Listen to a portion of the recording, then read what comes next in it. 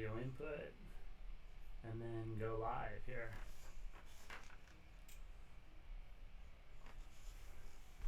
And then Eric, could you pop that switch over and see if we're on? We may be live. Looks like we're live. Looks like we're live.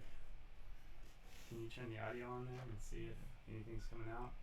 Thanks for your patience, everybody. We're working to get this going. Maybe. Unmute.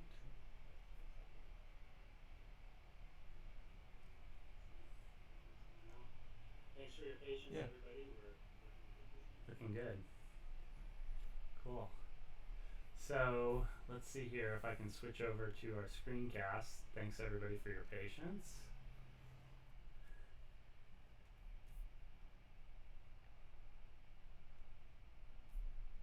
Looks like it's kind of working.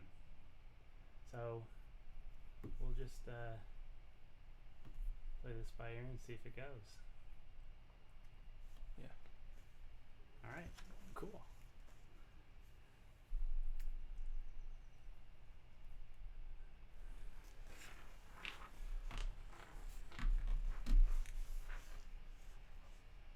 So it looks like we have some attendees. Eric, you want to post a little kind of comment there on our live chat? I know I saw that we've got some people that were waiting for us to start, so we'll just send them a quick hello.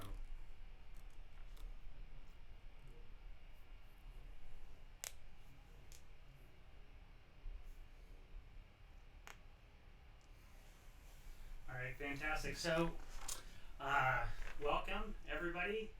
This is our second kind of live cast interview from JKI, so we're still kind of figuring out how to do this from a technical perspective, but we're really excited to be doing this. And today we've got a really cool topic.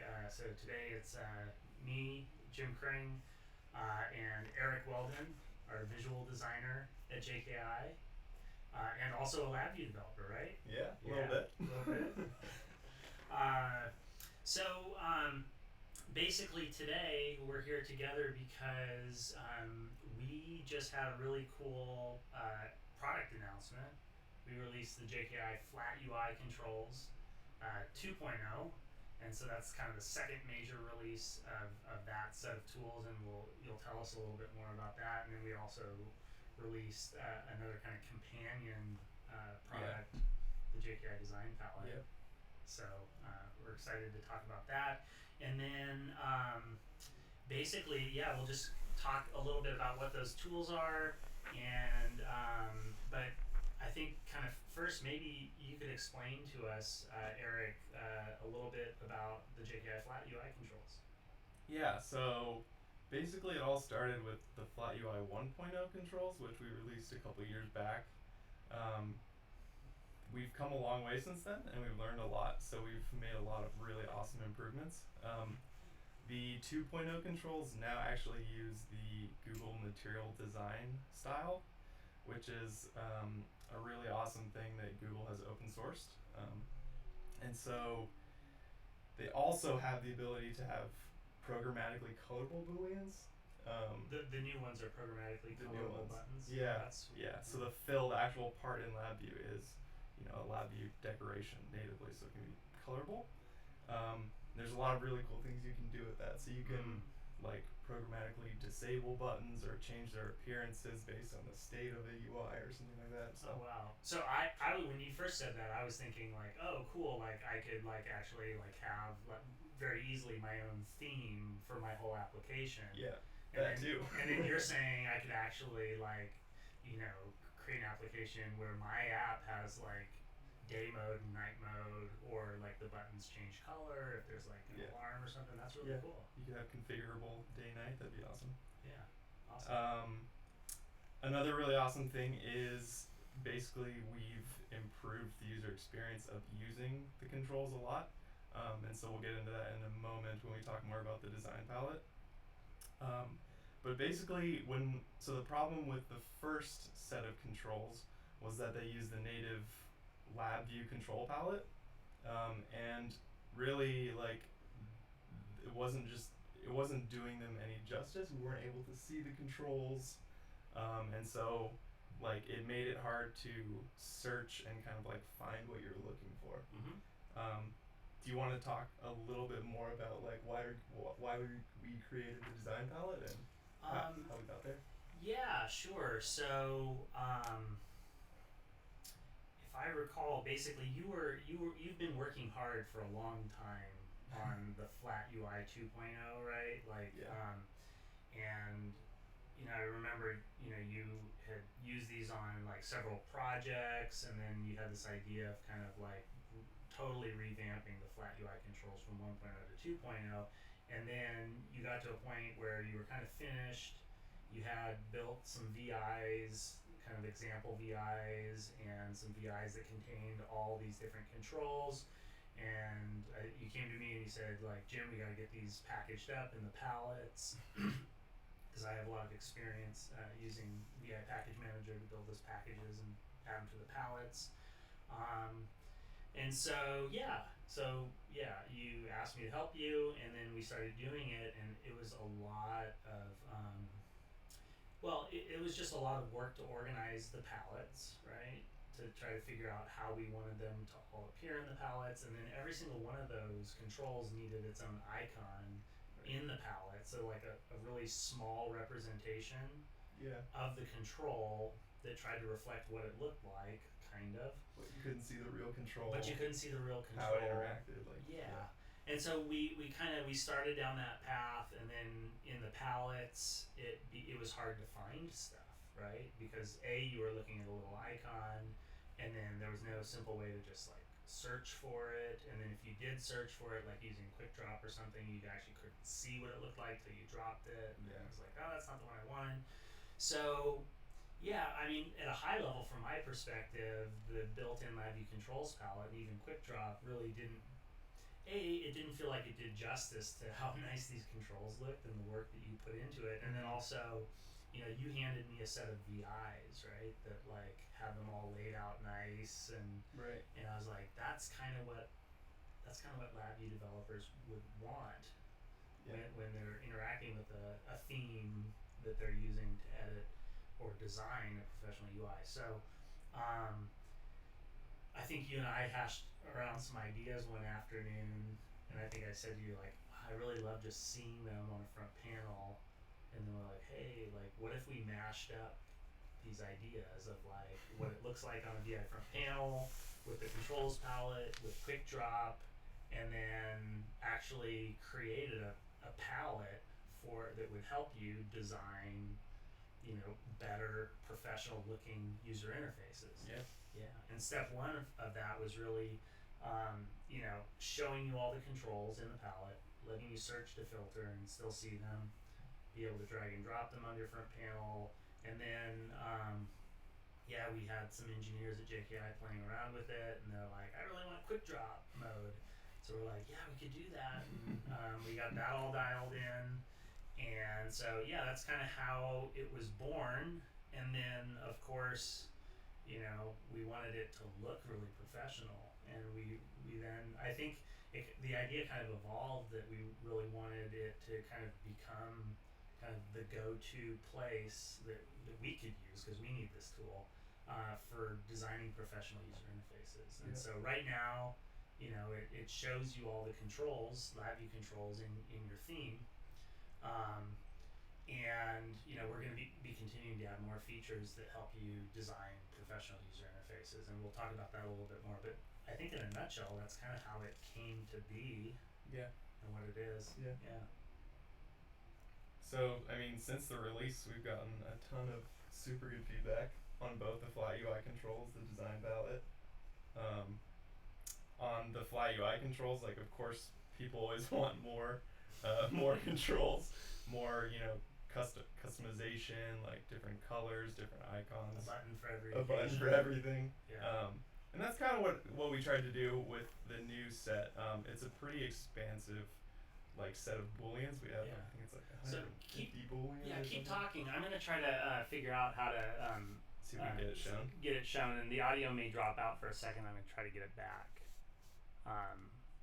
Let's see here. I'm gonna make sure that we've got an audio input on there, and then audio input. Okay, so I think that should be working.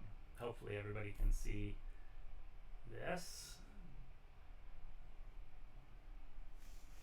So I have I'm not sure if everybody can see this. It looks like it went blank for a second. Looks like they're also struggling to hear us. Oh, I can't hear a thing. A little low. Let's see if we can fix this. I'm sorry.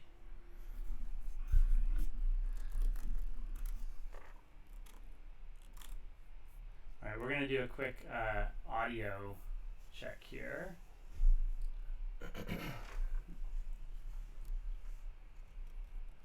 Sound.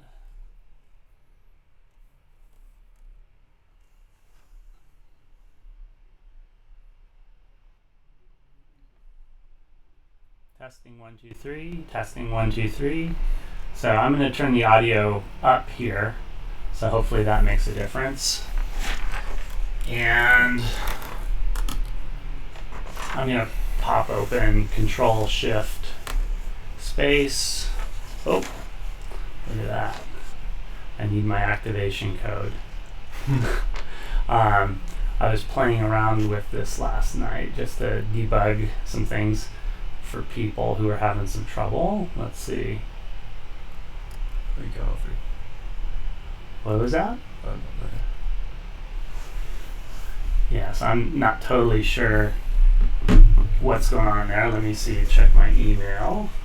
Well, why don't you keep talking a little bit and tell people, what they're going to see here, Eric? Yeah, so like I was saying, basically we tried to make the new set of Flat UI controls a lot bigger, and so that way developers can just have booleans that are pre-made for most occasions.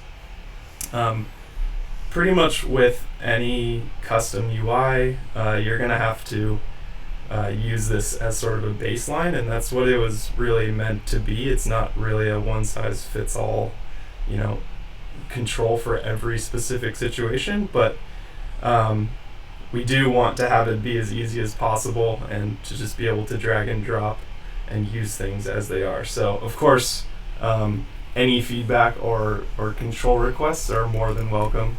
And we already have a couple on our list that we need to add. Like, for example, one I didn't add in originally was just a blank boolean with just boolean text and no icon. That would be certainly great to have for customized booleans with just the text. As you can see, Jim's just dropping a bunch of controls, super easy, using all the filters.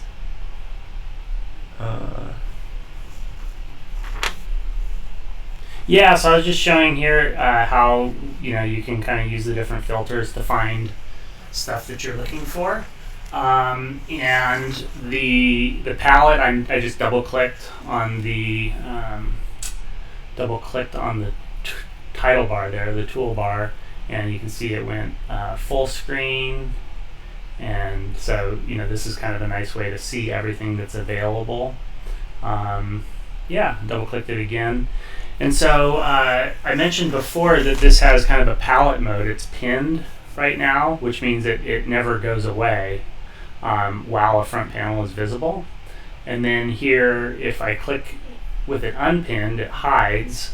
I'm going to hit Control Shift Space, and it pops open. And then I'm going to type OK, and then I'm going to hit Return, Enter. And you can see it did kind of a quick drop.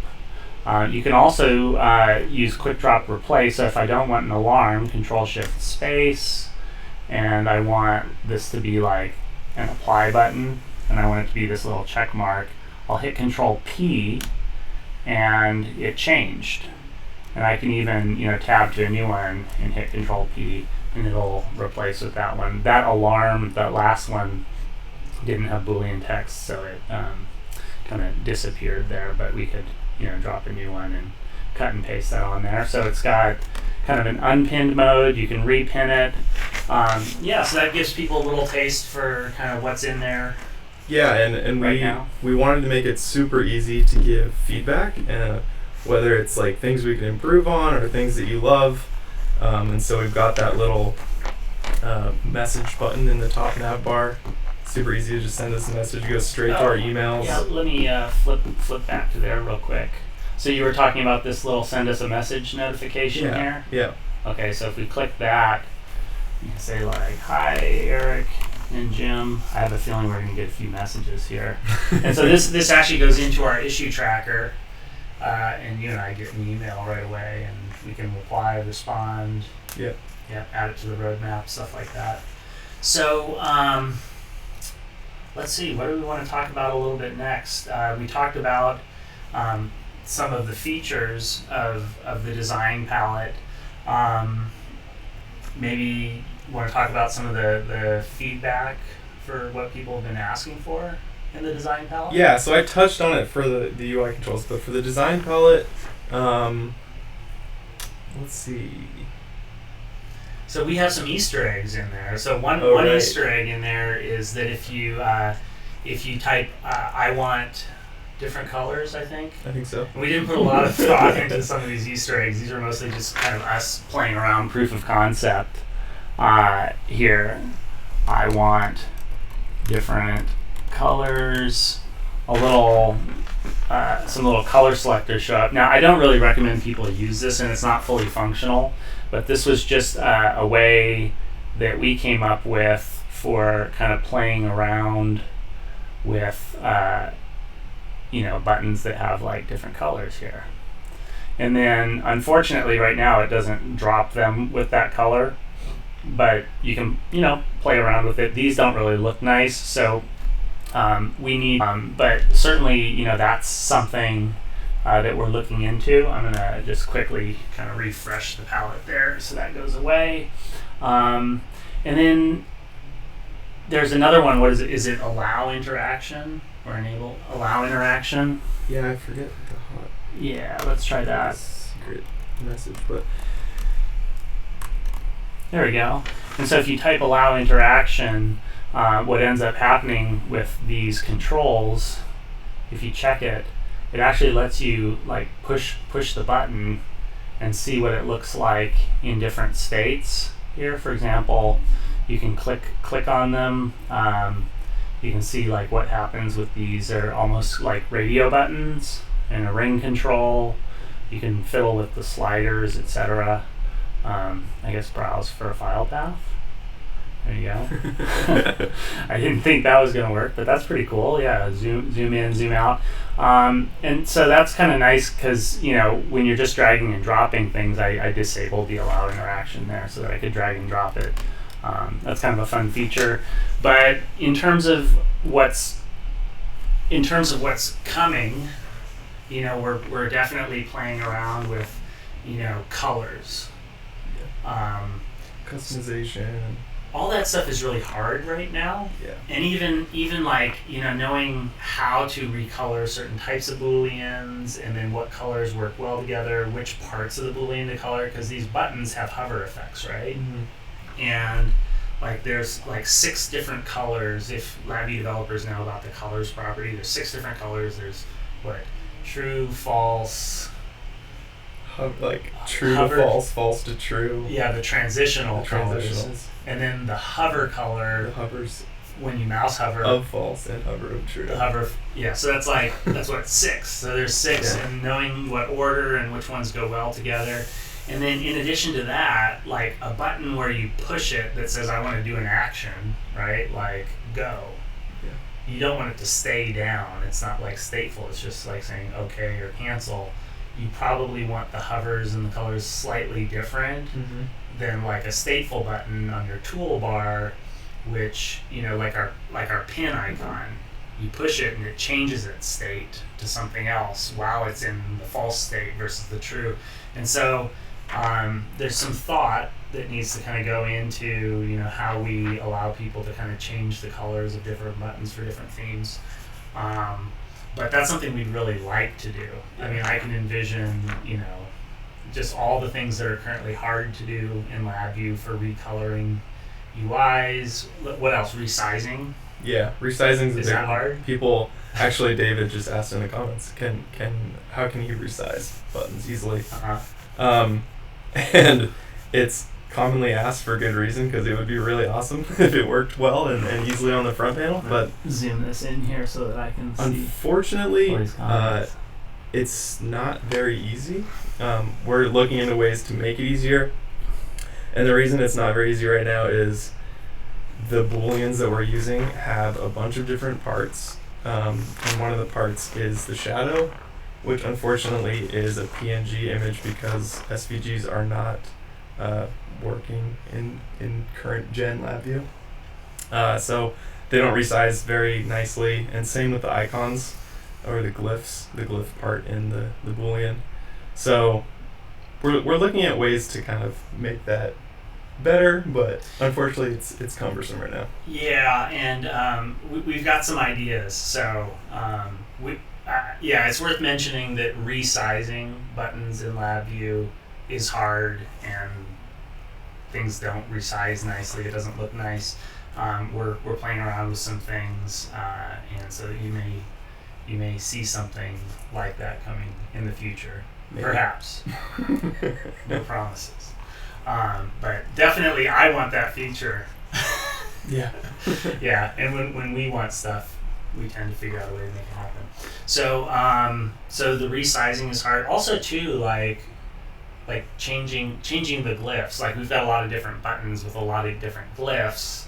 You might imagine, that it's hard work going into the icon editor and like replacing all the parts, and that's something that we'd like to make easier in general. So there's statefulness in glyphs too. It gets and then sometimes when they're in a statefulness and they're pressed, the glyphs, you might want them to like shift a pixel down or something like that. Yeah. I've seen that. Mm-hmm.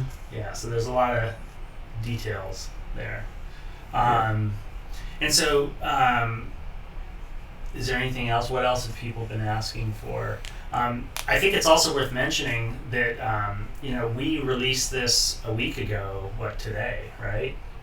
Yeah. And the first release, we didn't have LabVIEW 64-bit support, and we had there were some conditions like offline activation, people that didn't have internet connections. So we did our best to kind of test everything, but we got some feedback from like that 5% of the users out there had different kind of networking conditions.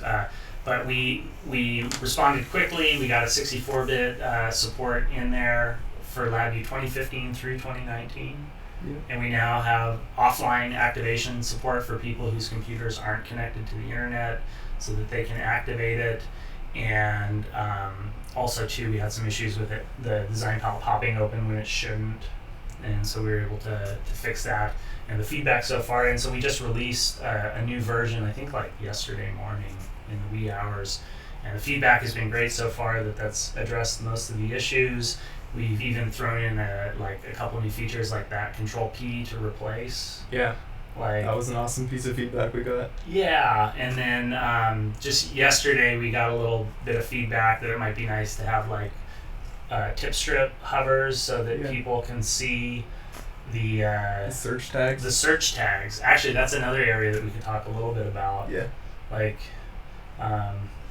That we could do there. We got some great feedback on our forum yesterday that it might be nice if you're searching and you actually type Boolean, like the data type or button, that we prioritize those things in the list, or even as we're searching the items that are remaining, if we could scan all the search tags that are in those remaining items, and then kind of suggest some additional search terms that people commonly use. Yeah.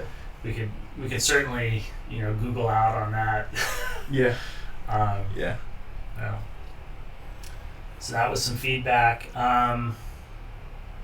Anything else? So in the audience out there, what sort of things do you guys want to see, or what kind of questions do you have? What features do you need? And we'll let those kind of roll in as we kind of keep talking. I think the one thing that I wanted to mention too is that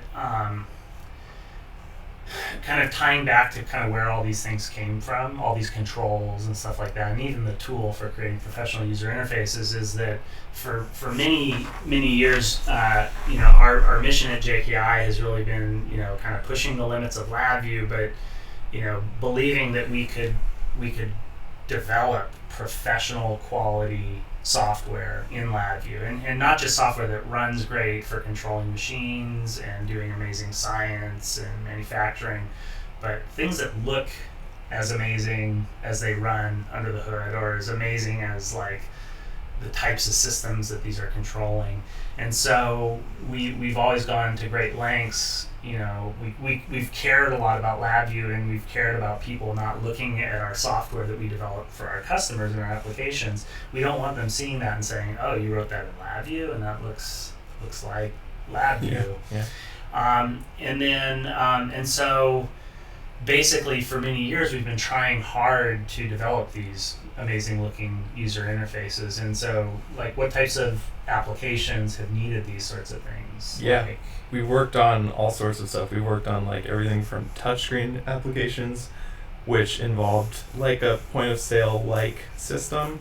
And we worked on like semicon tools. We worked on web dashboards, manufacturing tools, like everything, like just so many different awesome UIs that we built. yeah, like medical devices too. Medical devices, yeah. Yeah, and that's the touch devices is an interesting, kind of, I don't know if I'd even call it a trend. It's just, it's so prevalent nowadays that, and I think the iOS, Apple, and Android, basically the smartphones, have really revolutionized the way people expect software to look and behave, and we've seen touch become extremely important for shipping commercial products. And there's kind of two dimensions to that. One is that things need to look great. They also really need to have like user-driven workflows, right? And so rather than just having a big screen with a tab control for everything that the software can do, and then a button or control for every parameter you might want to change, or an indicator for every display you might want to get, and then like showing and hiding and disabling everything, and then having all the tabs, and having users need to know which things to press when, depending on the state of the system. You actually have like these different screens and kind of workflows. And I know you as a designer, I've seen some of the tools you're using, and you actually have like it's like a flow chart, flow diagram. Yeah. You want to talk a little bit about that? Yeah, so what I try to do is just build out more or less working prototypes. And that's really just to get the software like as usable and intuitive as possible. A lot of these applications that we're building, you want to just be able to put in front of someone and have them just kind of know what they want to do and be able to find it easily and get their tasks done without a bunch of like training overhead and all the things that can entail. So yeah, we just try to make that as simple as possible, really. Yeah. And we've seen some incredible results from kind of that approach. Like we've worked on some like manufacturing stations for operators, right? Where they have to come over, and the software tells them to do a step. They do the step. They hit next, and the operators really appreciate software that's very easy to use. And it's very context sensitive. It knows what state the system is in, what state the part is in, and it gives them prompts and only a few choices depending on what step they're in. And then also too, operators really like looking at software that is kind of aesthetically pleasing. Yeah. It's easy on the eyes, and the flat controls, right? Yeah. Like they tend to be a little bit easier on the eyes because there's less going on. Yeah. And it really makes a big, I think it makes a big difference to, like, I would even say the manufacturing quality of the parts going out the door. If the operators are happier, they enjoy looking at the screen, they're not fatigued, they're not like lost in their head trying to figure things out or confusing, that can actually make a huge difference to the quality of the parts being manufactured. And some of these, most of these applications are super complex. Like they're not trivial matters, but you're trying to make them feel trivial. So. Yeah, exactly. And so, like, I think even like last year before, there's even an award won for one of these projects where you designed the user interfaces. Yeah, we talked about the semicon. Yeah, the scanning electron microscope. Yeah. Yeah. Yeah, that was a cool award. And that's got to be hard too, like actually, because the scanning electron microscope is pretty complex, right? Yeah. Like, and there's many different types of users who are using this, right? There's like operators, there's the technicians doing the calibrations, and then you have like the engineers that are designing the apparatus that need to be able to get in and fiddle with all the gears. Yeah. Cool.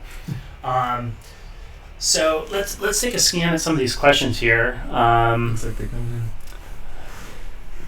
All right. Yeah, so we saw some resonance there about kind of recoloring light and dark modes. So the 1.0 had light and dark, and is that maybe still something on the roadmap? Yeah.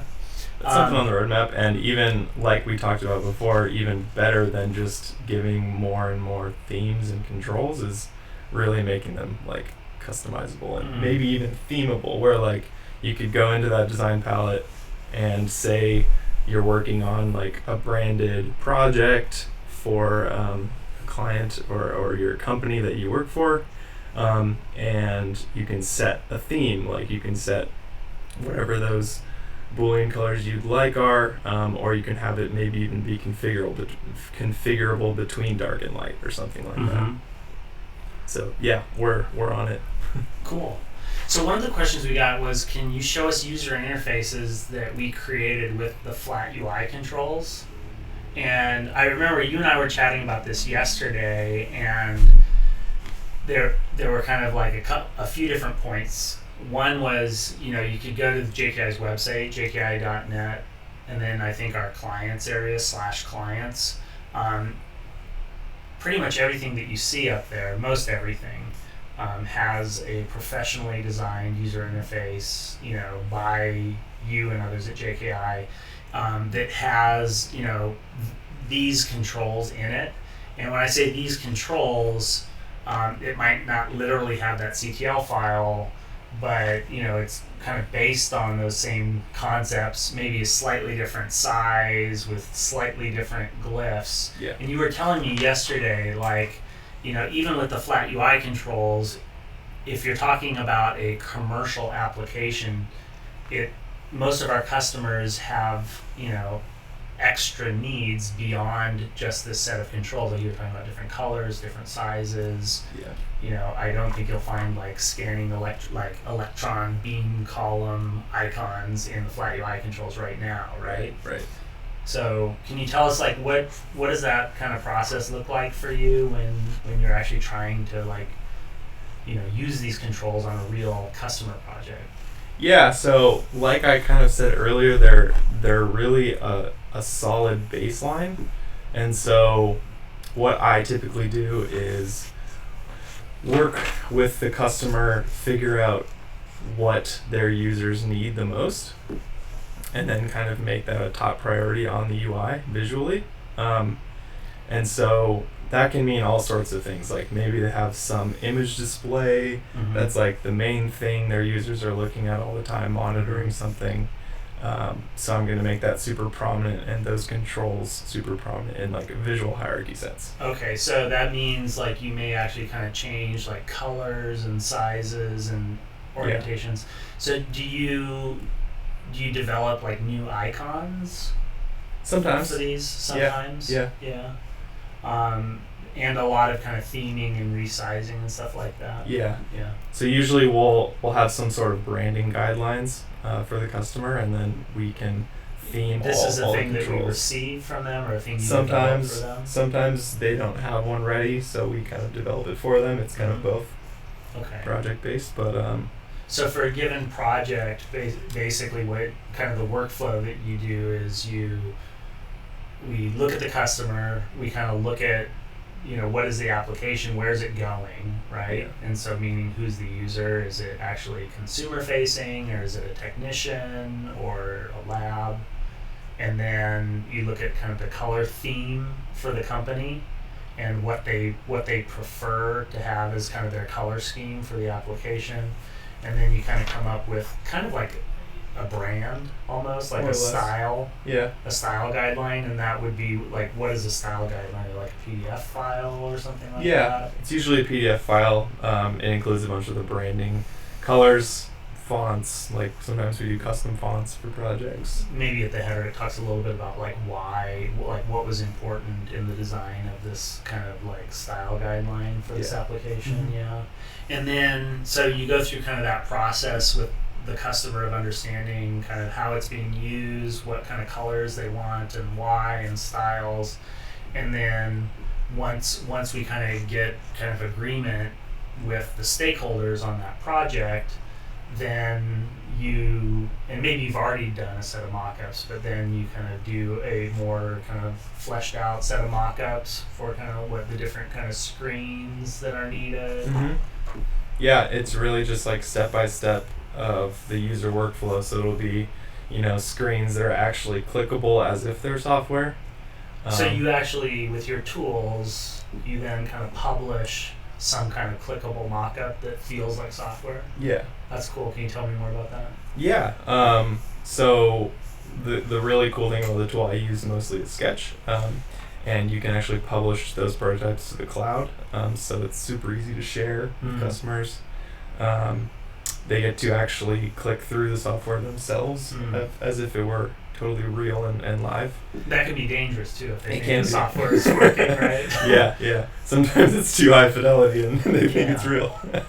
Well, and I've always enjoyed that about LabVIEW too. Like, it feels to me like with LabVIEW, I can take a panel, drop a bunch of controls, and maybe even on the block diagram, just implement some very basic like user interface behaviors and switching, and kind of like mock something up. Yeah, it's super fast. And super fast in LabVIEW, and then you have the ability to kind of do that also with like the real professional looking Right. UIs, and then also publish it to the cloud. And Yeah. And once we kind of work through all those workflows and get everything tested and we feel like it's at a good place, then I jump into LabVIEW usually and start customizing all those controls to match. So yeah, and so okay, so then you develop kind of all the kind of click-throughs, and then basically kind of the stakeholders and kind of the architect, like product architect, whatever, will come to some agreement that they like these screens, and they say, hey, we're going to have these 5 different screens, and we like kind of the layouts and stuff, and then you generate a bunch of, like, I think you call them like assets, or like, what are these assets, like what do you generate and how do you get this stuff into LabVIEW? yeah, so basically at this point I've gotten all the different picture states worked out, like the 6 picture states for like a generic boolean, or like maybe there's custom sliders or like custom nav bar, all the special little like tools and widgets that we're gonna have, and then I kind of generate those individual design assets, like all the different parts that will be going into LabVIEW. So some of those parts have to be images, but as many as we can, we make native LabVIEW decorations or colors so that they can be changed programmatically. Yeah, so there's a lot of little kind of like tricks, Right. know-how about like which controls maybe to start from that have the right parts and the right states. And Yeah. And so that's kind of what we tried to keep in the Flat UI 2.0 controls, is like all those parts are generally like the best starting point. So it has it has the glyph, like it has like the Boolean divot part, which is the shadow on the button. The drop shadow. The drop shadow. Yeah, It has like the native LabVIEW color, the or colorable fill for the background. Mm-hmm. It's using the Boolean text, so that could be changed, like whether it's localization or like changed on the fly depending on the Boolean state or something like that. But we try to keep it as flexible as possible, and then of course you can take those controls and edit them to fit your need, your custom UI. Cool. So I'm just scanning the comments here. It seems like the recolorable and the resizable is something that a lot of people are interested in.